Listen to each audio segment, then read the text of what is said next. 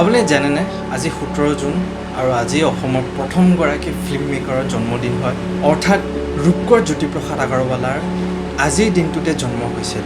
জ্যোতিপ্ৰসাদ আগৰৱালা কেৱল এজন ফিল্ম মেকাৰে নাছিল, তেখেত এজন লিজেণ্ডাৰী পয়েট আছিলে আৰু তেখেতে নিজে 300তকৈ অধিক গান লিখিছিল আৰু তেখেতে নিজে লিখা গানসমূহ নিজে কম্প'জ কৰি উলিয়াইছিলে। বৰ্তমানৰ দিনত তেখেতৰ গানসমূহক জ্যোতি সংগীত বুলি জনা যায়। তেখেতে সৰু ল'ৰা ছোৱালীসমূহৰ কাৰণে বহুতো নাটক লিখিছিলে, বহুতো সাধুকথা লিখিছিলে। তাৰ মাজৰে কিছুমান জনপ্ৰিয় নাটক যেনে ৰূপালী, কাৰেঙৰ লগৰী, লভিতা ইত্যাদি এইসমূহ নাটক অতি জনপ্ৰিয় হয়। তেখেত এজন অন্তৰৰ পৰা অসমীয়া হয় আৰু তেখেতেও অসমৰ ৰূপকোঁৱৰ বুলি জনা যায়। ৰূপকোঁৱৰ জ্যোতিপ্ৰসাদ আগৰৱালাৰ মৃত্যু দিৱস যিটো 17 জানুৱাৰী হয়, সেই দিনটো অসমত শিল্পী দিৱস বুলি পালন কৰা যায়। তেখেতৰ জন্ম 17 জুন 1903 চনত ডিব্ৰুগড় জিলাৰ তামোলবাৰী টি ষ্টেটত হৈছিল।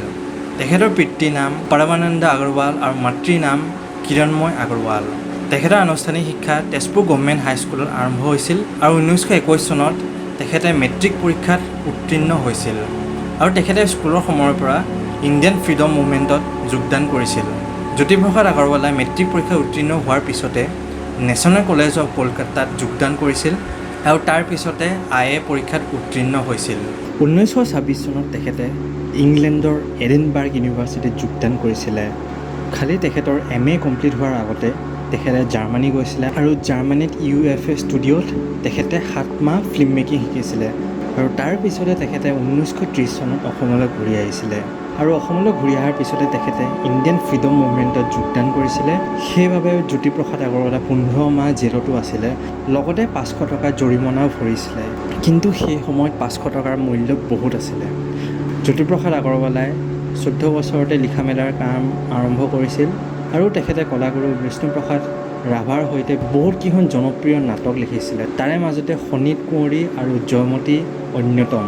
1935 চনত তেখেতে তেজপুৰৰ ভোলাগুৰি চাহ বাগিচাত চিত্ৰবন নামৰ এটা ফিল্ম ষ্টুডিঅ' খুলিছিলে আৰু তাৰে পিছতে 1935 চনত জ্যোতিপ্ৰসাদ আগৰৱালাই অসমৰ প্ৰথমখন চিনেমা জয়মতী প্ৰস্তুত কৰি উলিয়াইছিল। তেখেতে 1937 চনত অসমৰ প্ৰথমটো চিনেমা হল জোনাকী চিনেমা হল তেজপুৰত প্ৰতিষ্ঠা কৰিছিল।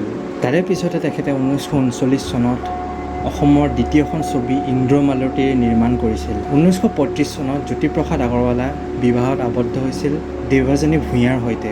48 বছৰ বয়সতে জ্যোতিপ্ৰসাদ আগৰৱালাই কেঞ্চাৰত আক্ৰান্ত হৈছিল আৰু তাৰে পিছতে 17 জানুৱাৰী 1951 চনত তেখেতে শেষ নিশ্বাস ত্যাগ কৰিলে।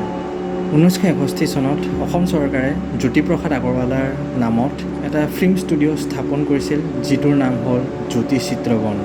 আৰু এনেদৰেই আমাৰ অসমৰ ৰাইজৰ মাজত ৰূপকোঁৱৰ জ্যোতিপ্ৰসাদ আগৰৱালা সদায় অমৰ হৈ থাকিব।